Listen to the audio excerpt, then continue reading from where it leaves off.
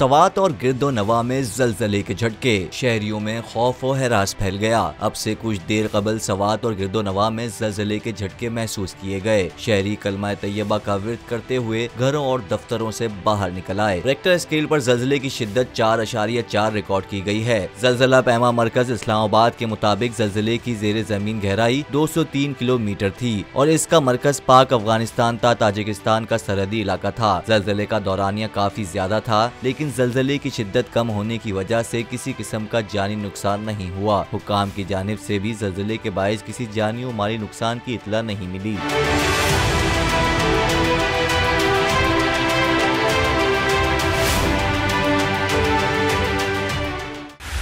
बोल उड़ाएगा सबका होश, भूल जाएंगे सब अपना जोश। बहुत जल्द आ रहा है PSL स्पेशल ट्रांसमिशन, सिर्फ बोल न्यूज पर।